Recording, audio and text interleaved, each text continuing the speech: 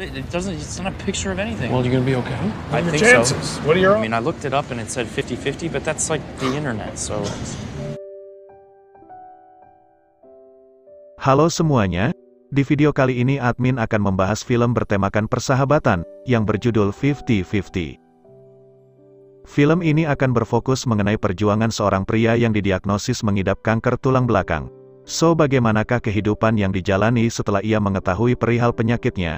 Langsung saja ke alur filmnya. Pada awal film, diperlihatkan tokoh utama dalam film ini yang bernama Adam. Ia sedang berolahraga di pagi hari. Sesampainya di rumah, ia segera membersihkan diri dan bersiap-siap untuk berangkat kerja. Adam adalah tipikal pria yang sangat baik. Ia menjalani hidup dengan sehat, teratur dan juga rapi. Ia tidak suka ketika melihat barang-barang milik pacarnya berantakan. Diceritakan, kalau Adam tinggal bersama pacarnya yang bernama Rahel, seorang pelukis dan pekerja seni. Di luar rumah, sahabat Adam yang bernama Kyle, datang menjemput Adam untuk berangkat kerja bersama. Mereka bekerja di kantor yang sama sebagai seorang jurnalis radio. Adam dan Kyle sudah bersahabat semenjak SMA dulu. Kyle tahu persis tingkah laku Adam.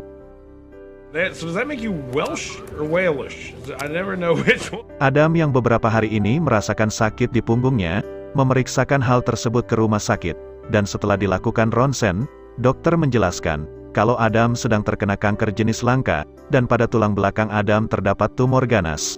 Hal tersebut membuat Adam kaget, di umurnya yang bahkan belum genap 30 tahun. Ia sudah divonis menderita kanker, padahal Adam selama ini menjalani pola hidup yang sangat sehat, dengan sering berolahraga dan menghindari asap rokok, bahkan ia tidak meminum alkohol. Namun apalah daya, hal tersebut sudah terjadi. Lalu di sini dokter menyarankan Adam untuk berkonsultasi dengan psikolog. Sesampainya di rumah, Adam lalu menceritakan semuanya pada Rahel, dan Adam juga mempersilahkan kepada Rahel kalau ingin putus dan meninggalkan dirinya, tapi Rahel bersikeras tidak akan meninggalkannya, dan berjanji bahwa semuanya akan baik-baik saja. Kemudian, Adam kembali bertemu dengan Kyle. Lalu Adam menjelaskan hal yang sama seperti yang ia jelaskan kepada Rahel, lalu Kyle bertanya kepada Adam, tentang seberapa besar peluang kesembuhannya.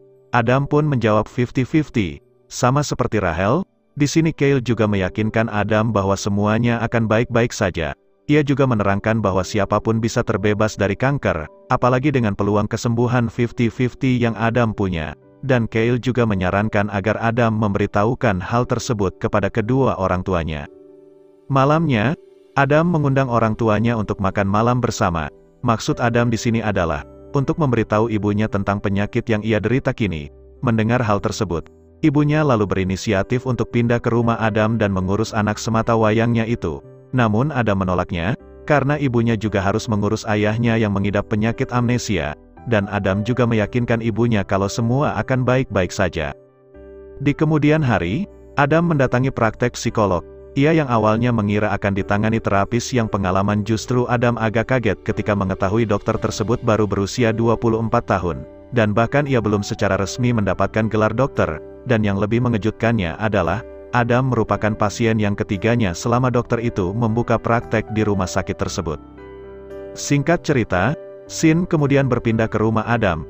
Di sana ia mendapatkan kejutan dari Rahel berupa seekor anjing, dan di sisi lain, Kyle dan teman-temannya sekantor, membuat sebuah pesta dengan maksud menghibur Adam.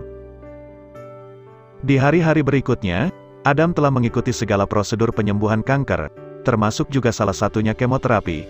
Di sini ia bertemu dengan teman-teman satu penderitaan. Mereka yang berumur lebih tua dari Adam, justru tidak sama sekali memancarkan kecewaan di wajah mereka. Mereka bahkan sering tertawa sangat lepas, seolah tidak pernah terjadi apa-apa. Melihat hal tersebut, Adam seolah mendapatkan kepercayaan dirinya kembali.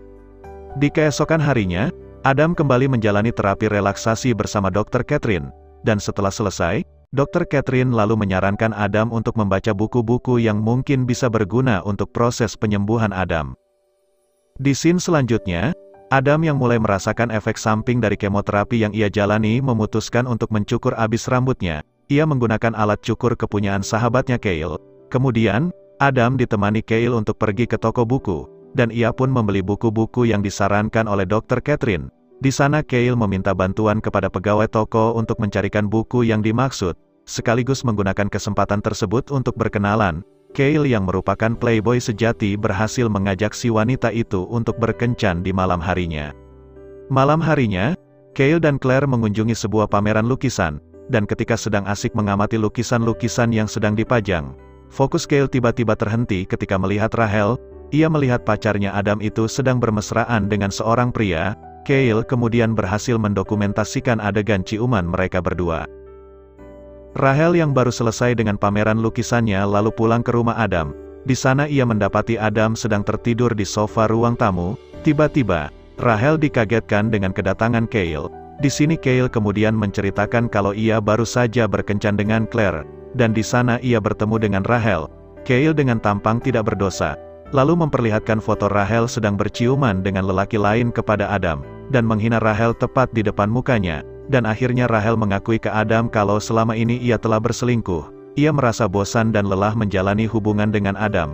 Terlebih lagi ketika Adam divonis kanker, ia merasa sangat tertekan. Dan di sini Rachel mulai memelas untuk membicarakan masalah ini dengan Adam keesokan harinya saja.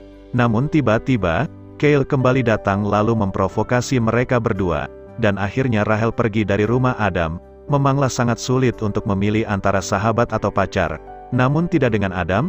Ia tahu kalau sahabatnya itu adalah orang terbaik di kehidupannya.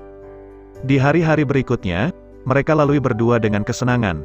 Kale mengajak Adam untuk menikmati masa-masa sekarang, tanpa harus memikirkan persoalannya dengan Rachel. Malamnya, Adam berkunjung ke sebuah klub. Di sana terlihat Adam yang sedang mendekati beberapa wanita. Namun tidak ada yang berhasil. Melihat hal itu, Kale yang merupakan seorang playboy sejati lalu turun tangan. Mereka berempat kemudian saling mengobrol satu sama lain. Di sini Adam lalu bercerita kalau ia adalah seorang pengidap kanker. Mendengar hal tersebut, dua orang wanita ini tampaknya mulai berempati kepada Adam. Hanya sekedar untuk mengobrol saja, bukan sebuah tujuan utama bagi seorang playboy. Kale ingin sahabatnya tersebut bisa memperoleh kenikmatan untuk dirinya. Walaupun ia sedang sakit, mereka berempat lalu melanjutkan di rumah Adam. Meskipun rencana Kale ini berhasil, tapi Adam tampaknya kurang menikmati. Tentu saja itu karena penyakit yang ia derita. Beberapa hari kemudian, Adam yang baru saja selesai melakukan kemoterapi duduk di halte dan menunggu bis datang. Dan selang beberapa menit kemudian, Dr. Catherine yang melihat Adam kemudian memberikan tumpangan. Di dalam mobil mereka saling berbincang layaknya seorang teman, bukan sebagai dokter dan pasien. Dan di sini Adam sebenarnya sangat risih melihat mobil Catherine yang sangat berantakan. Sampah sisa-sisa makanan berceceran di karpet mobil. Lalu tak berapa lama kemudian, Adam meminta untuk menghentikan laju mobil tersebut. Adam lalu keluar dan membuang semua sampah-sampah yang berserakan yang ada di dalam mobil tersebut.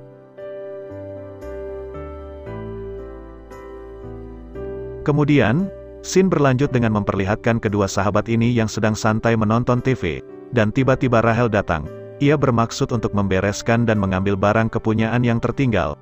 Tapi justru Adam memberitahukan kalau barang-barangnya sudah dibereskan dan dibuat di dalam satu kotak, dan ditempatkan di teras depan. Rachel yang menyadari kalau kehadirannya kini tidak diharapkan lagi di rumah itu, segera bergegas pulang. Kemudian, mereka berdua pun bersenang-senang, dengan merusak dan menghancurkan lukisan peninggalan Rachel.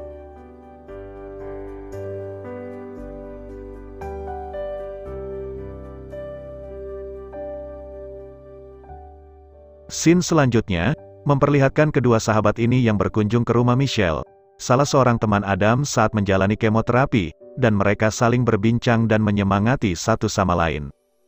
Malam harinya, Adam menelpon ibunya untuk menemaninya berkunjung ke rumah sakit. Di sana dokter menjelaskan bahwa kemoterapi yang dijalaninya tidak berdampak positif bagi kesembuhannya. Tindakan berikutnya yang harus dilakukan agar kankernya tidak menyebar adalah melakukan operasi secepat mungkin. Dokter pun memberitahukan bahwa tidak ada jaminan operasi ini akan berhasil. Kemungkinan terburuknya adalah pasien meninggal dunia.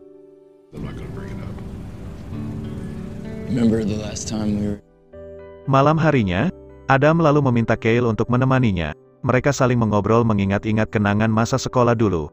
Di sini terlihat Adam yang sedang mencoba hal apapun untuk membahagiakan dirinya sebelum melakukan operasi pada besok hari.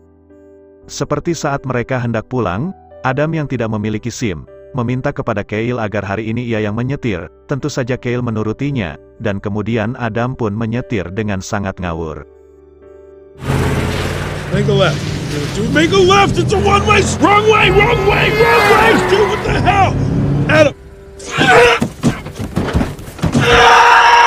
Di keesokan harinya, Kale sudah menunggu Adam di depan rumahnya. Ia akan mengantarkan Adam menuju rumah sakit tempat ia akan segera dioperasi.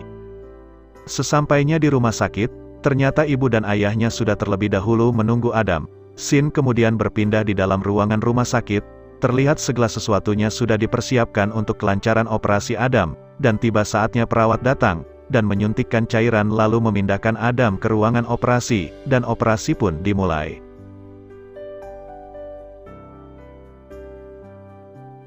Sementara itu, ibu, ayah dan juga Kale sedang duduk di ruang tunggu.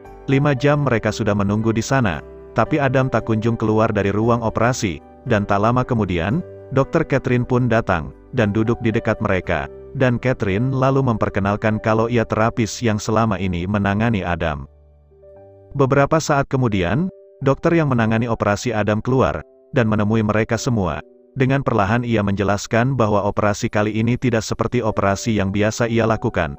Meskipun begitu, operasinya berhasil dan Adam akan baik-baik saja, dan Adam pun juga harus melewati masa pemulihan yang cukuplah berat. Dan setelah diperbolehkan oleh dokter mereka bertiga lalu menjenguk Adam yang masih terbaring di ruangan pasca operasi. Beberapa bulan kemudian, Adam sudah diperbolehkan untuk pulang. Kali ini ia meminta Kale untuk mengoleskan salep pelembab di bagian luka operasinya. Dan di akhir film Catherine datang menjenguk Adam dengan membawakan pizza. Kale pun senang, karena Adam akhirnya mau membuka hati lagi untuk wanita lain. Dan dengan halus Adam pun meminta Kale untuk pergi, dan film pun tamat. Yeah, forget it. Okay.